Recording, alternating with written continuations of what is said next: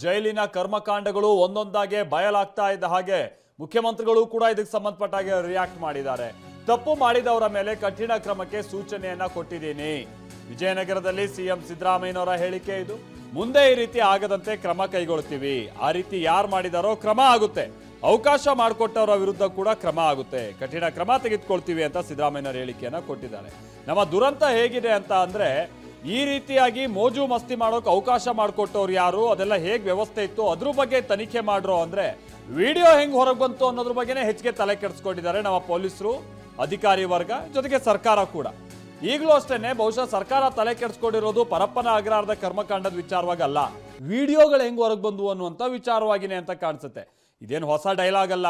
ನನ್ಗೆ ವಿಷಯ ಗಮನಕ್ಕೆ ಬಂದಿದೆ, ಕ್ರಮ ತೆಗೆದುಕೊಳ್ಳೋದಕ್ಕೆ ಸೂಚನೆ ಕೊಟ್ಟಿದ್ದೀನಿ ಅಂತ ಹೇಳ್ಕೊಂಡು ಈಗಲೂ ಮುಖ್ಯಮಂತ್ರಿಗಳು ಅದೇ ಹಳೆ ಡೈಲಾಗನ್ನೇ ಮತ್ತೆ ರಿಪೀಟ್ ಮಾಡ್ತಾ ಇದ್ದಾರೆ.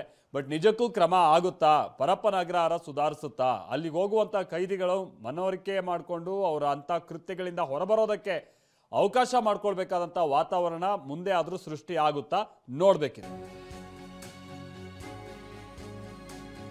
ಜೈಲು ಕರ್ಮಕಾಂಡದ ನಂತರದಲ್ಲಿ ರಾಜ್ಯ ಸರ್ಕಾರ ಎಚ್ಚೆತ್ತುಕೊಂಡಿದೆ. ನಾಳೆ ಗೃಹ ಸಚಿವ ಪರಮೇಶ್ವರ್ ನೇತೃತ್ವದಲ್ಲಿ ಒಂದು ಮೀಟಿಂಗ್ ಇದೆ. ಅಧಿಕಾರಿಗಳ ಜೊತೆಗೆ ಸಭೆ ಕರೆದಿದ್ದಾರೆ ಪರಮೇಶ್ವರ್ ಅವರು. ಜೈಲು ಕರ್ಮಕಾಂಡದ ಬಗ್ಗೆ ವರದಿಯನ್ನ ಕೇಳ್ತಾರೆ ಪರಮೇಶ್ವರ್ ಅನ್ನೋದು ಗೊತ್ತಾಗ್ತಾ ಇದೆ. ಸಿಎಂ ಕೂಡ ಹಾಗೆ ಹೇಳಿದ್ರು, ಸಭೆ ಕರೆದಿದ್ದಾರೆ. ನಾಳೆ ಇದೆಲ್ಲ ಮುಂದೆ ಆಗದೆ ಇರುವಂತ ರೀತಿಯಲ್ಲಿ ಕ್ರಮ ಆಗುತ್ತೆ ನಾಳೆ ಅಂತ ಮುಖ್ಯಮಂತ್ರಿಗಳು ಹೇಳಿದ್ದಾರೆ. ನಾಳೆ ಅವರು ಯಾರನ್ನ ಅಲ್ಲಿ ಡಿ ಜಿ ಹಾಕಿದ್ವಲ್ಲ ಅವರು ರಜಾ ಹೋಗಿದ್ರು. ಅದಕ್ಕೆ ನಾಳೆ ಮೀಟಿಂಗ್ ಕರೆದಿದ್ದೀವಿ. ಹೋಮ್ ಮಿನಿಸ್ಟರ್ ಮೀಟಿಂಗ್ ಕರೆದಿದ್ದಾರೆ. ಯಾರು ತಪ್ಪು ಮಾಡಿದ್ದಾರೆ ಅವ್ರ ಮೇಲೆ ಸೀರಿಯಸ್ ಕ್ರಮ ತಗೋತೀವಿ, ನಂಬರ್ 1. ನಂಬರ್ 2, ಮತ್ತೆ ಇನ್ನು ಮುಂದೆ ಈ ಥರ ಆಗಬಾರ್ದಾಗ ನೋಡ್ಕೋತೀವಿ. ನಾಳೆ ಅವರು ಯಾರನ್ನ ಅಲ್ಲಿ ಡಿ ಜಿ ಹಾಕಿದ್ವಲ್ಲ ಅವರು ರಜಾ ಹೋಗಿದ್ರು. ಅದಕ್ಕೆ ನಾಳೆ ಮೀಟಿಂಗ್ ಕರೆದಿದ್ದೀವಿ. ಹೋಮ್ ಮಿನಿಸ್ಟರ್ ಮೀಟಿಂಗ್ ಕರೆದಿದ್ದಾರೆ. ಯಾರು ತಪ್ಪು ಮಾಡಿದ್ದಾರೆ ಅವ್ರ ಮೇಲೆ ಸೀರಿಯಸ್ ಕ್ರಮ ತಗೋತೀವಿ, ನಂಬರ್ 1. ನಂಬರ್ 2, ಮತ್ತೆ ಇನ್ನು ಮುಂದೆ ಈ ಥರ ಆಗಬಾರ್ದಾಗ ನೋಡ್ಕೋತೀವಿ.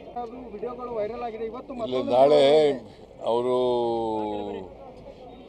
ಯಾರನ್ನ ಅಲ್ಲಿ ಡಿ ಜಿ ಹಾಕಿದ್ವಲ್ಲ ಅವರು ರಜಾ ಹೋಗಿದ್ರು. ಅದಕ್ಕೆ ನಾಳೆ ಮೀಟಿಂಗ್ ಕರೆದಿದ್ದೀವಿ. ಹೋಮ್ ಮಿನಿಸ್ಟರ್ ಮೀಟಿಂಗ್ ಕರೆದಿದ್ದಾರೆ.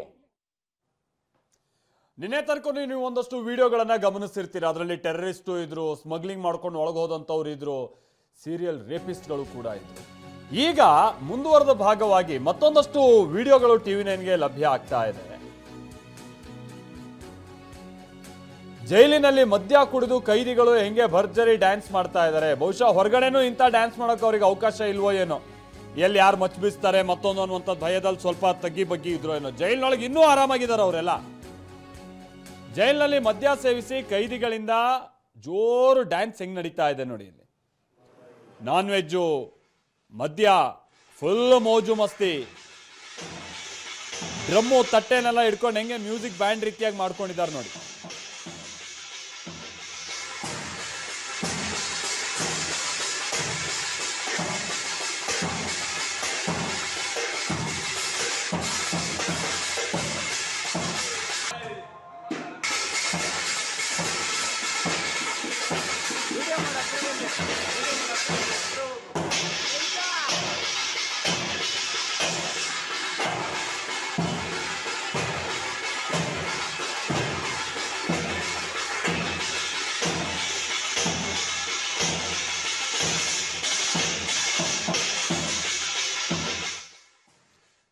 ಇದು ನಮ್ಮ ಪೊಲೀಸ್ ವ್ಯವಸ್ಥೆ ಹೆಂಗೆ ಹದಗೆಟ್ಟು ಹೋಗಿದೆ ಅನ್ನುವಂಥ ನಾಚಿಕೆಗೇಡಿನ ಸಂಗತಿಗೆ ಸಂಬಂಧಪಟ್ಟ ಹಾಗಿನ ಕೆಲ ಪುರಾವೆಗಳು ನಮ್ಮ ಮುಂದೆ ಸಿಗ್ತಾ ಇರುವಂಥದ್ದು.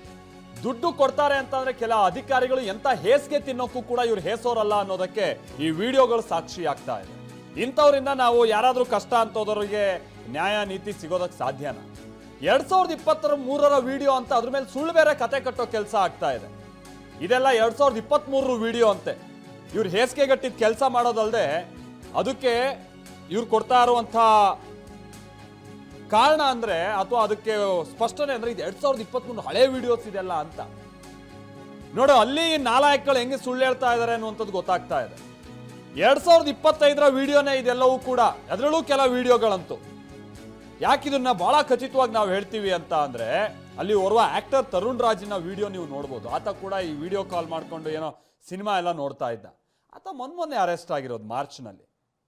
ಆತನ ವಿಡಿಯೋ ಇಟ್ಕೊಂಡು ಇವ್ರು ಹೆಂಗೆ 2023 ವಿಡಿಯೋ ಅಂತ ಹೇಳ್ತಾರೆ. ಈ ರನ್ಯಾರಾವ್ ಗೋಲ್ಡ್ ಸ್ಮಗ್ಲಿಂಗ್ ಕೇಸ್ನಲ್ಲಿ ತರುಣ್ ಅನ್ನೋ ಒಬ್ಬ ವ್ಯಕ್ತಿ ಅರೆಸ್ಟ್ ಆಗಿದ್ನಲ್ಲ, ಆತ ಕೂಡ ಈ ವಿಡಿಯೋದಲ್ಲಿದ್ದಾನೆ. ಮೊಬೈಲ್ ಕೈಯಲ್ಲಿ ಇಟ್ಕೊಂಡು ಆತ ಕೂಡ ನೋಡ್ತೇನೆ. ಇದು ಹೆಂಗೆ 2000, ಅದಕ್ಕೆ ಹೇಳಿದ್ದು ಮಾಡಿರೋದೇ ಹೇಸಿಗೆ ತಿನ್ನೋ ಕೆಲಸ ಇವ್ರುಗಳು, ಅಲ್ಲಿರುವಂಥ ಕೆಲ ಅಧಿಕಾರಿಗಳು. ಅದ್ರ ಮೇಲೆ ನಾಚಿಕೆ ಬಿಟ್ಟು ಈ ಥರದ ಕತೆ ಬೇರೆ ಹೇಳ್ತಾ ಇದ್ದಾರೆ. ನೋಡಿ ಆ ಕ್ಯಾಲೆಂಡರ್ಗಳನ್ನು ನೋಡಿ. ಆಮೇಲೆ ಅಲ್ಲಿ ಕೆಲ ನ್ಯೂಸ್ ಪೇಪರ್ಸ್ಗಳು ಕೂಡ ಇತ್ತು. ನವೆಂಬರ್ 5ರಿಂದ ಆ ಡೇಟಿನ ನ್ಯೂಸ್ ಪೇಪರ್ ಕೂಡ ಇದೆ ಅದರಲ್ಲಿ, ಗೊತ್ತಾಗುತ್ತೆ ಭಾಳ ಕ್ಲಿಯರ್ ಆಗಿ. ತೀರಾ ಮೊನ್ನೆ ಹಾಗಾದ್ರೆ ಇದಾಗಿರೋದು. ಇದು ಕ್ಯಾಲೆಂಡರ್ ಕೂಡ ನೋಡಿ ನವೆಂಬರಲ್ಲಿದೆ ಅದು. ಆ ಕೆಳಗಡೆ ಮಾತ್ರ ಹಾಕಿರೋದು 2022-1-1 ಅಂತ. ಇದಕ್ಕೆ ಹೇಳಿದ್ದು ಇವ್ರು ಎಂತ ಕಳ್ಳಾಟ ಆಡ್ತಿದ್ದಾರೆ ಅಲ್ಲಿನ ಕೆಲ ಪೊಲೀಸರುಗಳು ಅಂತ. ಇವ್ರಿಗೇನು ಹೊಸ ಕಳ್ಳಾಟ ಆಡುವಂಥದ್ದೇನು ಹೊಸದಲ್ಲ ಈ ರೀತಿಯಾದಂಥದ್ದು. ಆದರೆ ಇದಕ್ಕೆ ಸಂಬಂಧಪಟ್ಟಂಗೆ ADGP ಒಪ್ಪಿಡ್ತಾರ ಇವ್ರು ಹೇಳಿದಂಥ ಸ್ಪಷ್ಟನೇನ ಅನ್ನುವಂಥದ್ದು ಇರೋದು ದಯಾನಂದ್ ಅವರು. ಯಾಕಂದರೆ ಭಾಳ ನೀಟಾಗಿ ಕತೆ ಕಟ್ಟಿದ್ದಾರೆ. ಇದೆಲ್ಲ 2023ರದ್ದು ಹಳೆ ವಿಡಿಯೋ. ಅದಕ್ಕೆ ಇವ್ರುಗಳಿಗೆಲ್ಲ ತಲೆ ಬಿಸಿ ಆಗಿರೋದಂದ್ರೆ ಒಳಗಡೆ ಹಿಂಗೆಲ್ಲ ಆಗ್ತಿದೆ ಅನ್ನುವಂಥದ್ದಲ್ಲ. ಯಾರು ಈ ವಿಡಿಯೋ ನೋಡ್ತಾನಲ್ಲ ಆತ ಯಾರು ಅನ್ನೋದ್ರ ಮೇಲೆ ಅವ್ರು ಹೆಚ್ಚಿನ ಗಮನ ಕೊಟ್ಟು ಈಗ ತನಿಖೆ ಮಾಡ್ತಾ ಇರುವಂಥದ್ದು. ಇದು ನಮ್ಮ ಭ್ರಷ್ಟ ವ್ಯವಸ್ಥೆ, ನಮ್ಮ ಹೇಸಿಗೆಗಟ್ಟ ವ್ಯವಸ್ಥೆ. ನಾವು ನೋಡ್ತಾ ಇದ್ದೀವಿ ನೋಡಿ, ಇಲ್ಲಿ ನ್ಯೂಸ್ ಪೇಪರ್ನಲ್ಲಿರುವಂಥ ಡೇಟು ಜೊತೆಗೆ ಅದರ ಒಳಗಿರುವಂಥ ಕ್ಯಾಲೆಂಡರ್ನಲ್ಲಿರುವಂಥ ಡೇಟು. ಬೆಂಗಳೂರು ಮುದ್ರಣಾಲಯ ಅನ್ನುವಂಥ ಒಂದು ಕ್ಯಾಲೆಂಡರಲ್ಲಿ ಇದೆಯಲ್ಲ, ಅದರಲ್ಲಿ ಭಾಳ ಕ್ಲಿಯರ್ ಆಗಿ ನವೆಂಬರ್ನ ಡೇಟ್ ನಾವಿಲ್ಲಿ ನೋಡ್ಬೋದಾಗಿದೆ. ನ್ಯೂಸ್ ಪೇಪರ್ನಲ್ಲೂ ಅಷ್ಟೇ. ಇದನ್ನ ಮೇಲೆ ಇವರು ನಾಚಿಕೆ ಬಿಟ್ಟು ಈ ಥರ ಸುಳ್ಳು ಹೇಳ್ಕೊಂಡು ಓಡಾಡ್ತಿದ್ದಾರೆ ಅಂತ ಅಂದರೆ ಇಂಥ ವ್ಯವಸ್ಥೆಗೆ ಏನು ಹೇಳಬೇಕು ಹೇಳಿ. ಆಮೇಲೆ ನಿನ್ನೆ ಇದಕ್ಕೆ ಸಂಬಂಧಪಟ್ಟಂಗೆ ಒಂದು ರೈಡ್ ಕೂಡ ಕ್ವಿಕ್ ಆಗಿದೆ. ಆ ರೈಡು ಅದು ಎಷ್ಟು ಚೆನ್ನಾಗಿದೆ ಅನ್ನೋದನ್ನ ನಾವು ಸ್ಪಷ್ಟ ಇಲ್ಲಿ ಗೊತ್ತಾಗ್ತಾ ಇದೆ. ಇಷ್ಟೆಲ್ಲ ಗೊತ್ತಾದ ನಂತರದಲ್ಲಿ ಅಲ್ಲಿ ಏನೂ ಸಿಕ್ಕಿಲ್ಲ ಅಂತೆ. ಸಿಕ್ಕಿರಕ್ಕೇನು ಇವರೇ ದುಡ್ಡು ತಗೊಂಡು ಇವರೇ ಕಮಿಷನ್ ತಿಂದ್ಕೊಂಡು ಇವ್ರುಗಳೇ ಕೊಟ್ಟಿರೋ ವ್ಯವಸ್ಥೆ ಅಲ್ವಾ? ಹೆಂಗೆ ಸಿಗುತ್ತಿದೆಲ್ಲ? ಪರಮೇಶ್ವರ್ ಏನು ಹೇಳಿದ್ದಾರೆ ಬನ್ನಿ ಕೇಳೋಣ. ನನಗೆ ಕೆಲವರು ಹೇಳಿದ್ರು ಇದು ಹಳೆ ವಿಡಿಯೋ ಹಾಕಿದ್ದಾರೆ. ಹಿಂದೆನೂ ಕೂಡ ಹಳೆ ವಿಡಿಯೋಗಳನ್ನು ಬೆಳಗಾಂನಲ್ಲಾದಂಥ ಸಂದರ್ಭದಲ್ಲಿ ಹಳೇದು ಹಾಕಿದ್ದಾರೆ. ಅದನ್ನು ವೆರಿಫೈ ಮಾಡೋದು ನಾವು. ಅಂಥದ್ದು ಕೂಡ ನಡೆಯುತ್ತೆ. ಅದೇನೇ ಇರಲಿ, ಅದು ಆ ರೀತಿ ನಡಿಬಾರ್ದಲ್ಲ. ಹಳೇದಾಗಲಿ ಹೊಸದಾಗಲಿ ಆ ರೀತಿ ನಡಿಬಾರ್ದು. ಅದಕ್ಕೋಸ್ಕರ ಅದ್ರ ಮೇಲೆ ಕ್ರಮ ತಗೊಳ್ಳೋದಕ್ಕೆ ನಾನು ಕಠಿಣವಾಗಿ ಕ್ರಮ ತಗೊಳ್ಳೋದಕ್ಕೆ ಪ್ರಯತ್ನ ಮಾಡ್ತೀನಿ. ನನಗೆ ಕೆಲವರು ಹೇಳಿದ್ರು ಇದು ಹಳೆ ವಿಡಿಯೋ. ಜೈಲಿನ ಅಕ್ರಮದ ಬಗ್ಗೆ ವರದಿ ಕೊಡೋದಕ್ಕೆ ಸೂಚನೆ ಕೊಡಲಾಗಿದೆ. ರಾಜ್ಯ ಸರ್ಕಾರ ಕೂಡಲೇ ಎಚ್ಚೆತ್ತಿದೆ. TV9ನ ವರದಿ ಬೆನ್ನಲ್ಲೇ ವರದಿ ಸಮಾಧಾನ ಆಗದೆ ಹೋದರೆ ಸಮಿತಿಯನ್ನು ರಚಿಸ್ತೀನಿ ಅಂತ ಗೃಹ ಸಚಿವ ಪರಮೇಶ್ವರ್ ಹೇಳಿಕೆಯನ್ನು ಕೊಟ್ಟಿದ್ದಾರೆ. ಕೂಡಲೇ ಕಠಿಣ ಕ್ರಮವನ್ನು ತೆಗೆದುಕೊಳ್ಳೋಕೆ ಮುಂದಾಗ್ತೀವಿ. ADGP ದಯಾನಂದ್ ಜೊತೆಗೂ ಮಾತನಾಡಿದ್ದೀನಿ ಅಂತಲೂ ಕೂಡ ಪರಮೇಶ್ವರ್ ಹೇಳಿದ್ದಾರೆ. ಎನ್ಕ್ವೈರಿಗೆ ಈಗಾಗಲೇ ನನಗೆ ವರದಿ ಕೊಡಿ ಅಂತ ಹೇಳಿದ್ದೇನೆ. ಒಂದು ವೇಳೆ ನಮಗೆ ಆ ವರದಿಯಲ್ಲಿ ಸಮಾಧಾನ ಆಗಲಿಲ್ಲ ಅಂತಂದರೆ ನಾನು ಬೇರೆ ಒಂದು ಸಮಿತಿಯನ್ನು ಸೆಟಪ್ ಮಾಡ್ತೀನಿ. ಒಂದು ಸಮಿತಿ, ಬೇರೆ ಬೇರೆ ಅಧಿಕಾರಿಗಳನ್ನ ಮಾಡಿ ಒಂದು ಸಮಿತಿಯನ್ನು ಸೆಟಪ್ ಮಾಡಿ ಇದಕ್ಕೆ ಇಮಿಡಿಯೇಟಾಗಿ ಕರೆಕ್ಟಿವ್ ಮೆಷರ್ಸನ್ನು ತಗೊಳ್ತೀವಿ. But I will not tolerate this non sense. Enough is enough. ಯಾಕೆಂದರೆ ಇದು ತುಂಬ ಈ ರೀತಿ ಆಗಬಾರ್ದು. ಇದು ನಾವು ಅಲ್ಲಿ ಕೆಲವು ಸಂದರ್ಭದಲ್ಲಿ ಸ್ಟಾಫ್ ಕಡಿಮೆ ಇದ್ದಾರೆ ಅಂತ ಹೇಳ್ತಾರೆ. ಆದರೆ ಇರುವಂಥ ಸ್ಟಾಫ್ಸು ಸರಿಯಾಗಿ ಕೆಲಸ ಮಾಡಬೇಕಲ್ವಾ? That is not an excuse. ಹಂಗಂತೇಳಿ ಸ್ಟಾಫ್ ಕಮ್ಮಿ ಇದ್ದಾರೆ ಅಂತೇಳಿ TV ಕೊಟ್ಬಿಡೋದು, ಅವ್ರಿಗೆ ಮೊಬೈಲ್ ಕೊಡೋದು ಅಥವಾ ಇನ್ನೇನೋ ಕೊಡೋದು, ಇವೆಲ್ಲ ಮಾಡಿದರೆ ಜೈಲಂತ ಅನ್ನಿಸ್ಕೊಳ್ಳೋದೇ ಇಲ್ಲ. ಅದಕ್ಕಾಗಿ ನಾನು ವರದಿ ಕೇಳಿದ್ದೇನೆ. ನಾನು ಇಮಿಡಿಯೇಟಾಗಿ ನಾನೇ ಒಂದು ಸಭೆ ಮೀಟಿಂಗ್ ತೊಗೊಳ್ತೀನಿ. ಮೀಟಿಂಗ್ ತೊಗೊಂಡು ಏನು ಲ್ಯಾಪ್ಸಸ್ ಇದೆ, ಅದಕ್ಕೆ ಏನು ಮಾಡಬೇಕು, CCTV ಕ್ಯಾಮ್ರಾಗಳು ಮತ್ತು ಎಲ್ಲ ನಾವು ಜಾಮರ್ಸು ಇವೆಲ್ಲ ಅಪ್ರೂವ್ ಮಾಡಿದ್ದೀವಿ. ಅಪ್ರೂವ್ ಮಾಡಿ ಕೊಟ್ಟಿದ್ದೇವೆ. ಅದನ್ನು ಇಂಪ್ಲಿಮೆಂಟು ಕೂಡ ಕೆಲವು ಕಡೆ ಮಾಡಿದ್ದಾರೆ, ಕೆಲವು ಕಡೆ ಇನ್ನೂ ಮಾಡಬೇಕಾಗಿದೆ. ಅದಕ್ಕೆ ಸೀರಿಯಸ್ ಆಗಿ ತೊಗೊಂಡು ಅದಕ್ಕೆ ಕ್ರಮ ತಗೊಳ್ಳೋದಕ್ಕೆ ನಾನು ಸಭೆಯನ್ನು ಕರೀತೇನೆ. ಹಿಂದೆ ಕೂಡ ಭಾಳಷ್ಟು ಕಡೆ ಇಂಥದ್ದು ಆದಂಥ ಸಂದರ್ಭದಲ್ಲಿ ಮಂಗಳೂರಿನಲ್ಲಿ, ಬೆಳಗಾಮಲ್ಲಿ ಇಲ್ಲೆಲ್ಲ ಆದಾಗ ಅಧಿಕಾರಿಗಳನ್ನ ಕೆಲವ್ರನ್ನ ಸಸ್ಪೆಂಡ್ ಮಾಡಿ ಅವ್ರ ಮೇಲೆ ಕ್ರಮನೂ ಕೂಡ ತಗೊಂಡಿದ್ದೇವೆ. ಆದರೆ ಇಲ್ಲಿ ಪದೇ ಪದೇ ಈಗ ಆಗ್ತಾ ಇದೆ ಅಂತೇಳಿ ಹಿಂದೆ ಕೂಡ ಈ ರೀತಿ ಆದಂಥ ಸಂದರ್ಭದಲ್ಲಿ ಕೆಲವರನ್ನು ಸಸ್ಪೆಂಡ್ ಮಾಡಿತ್ತು. ಈಗ ನಾನು ನಿನ್ನೆ ಕೂಡ ನಮ್ಮ ಯಾರು ಇನ್ಚಾರ್ಜ್ ಇದ್ದಾರೆ ದಯಾನಂದ್ ಅವರು, ಅಲ್ಲಿ ADGP ಅವರನ್ನು ನಾವು ಮುಖ್ಯಸ್ಥರನ್ನಾಗಿ ಮಾಡಿದ್ವಿ.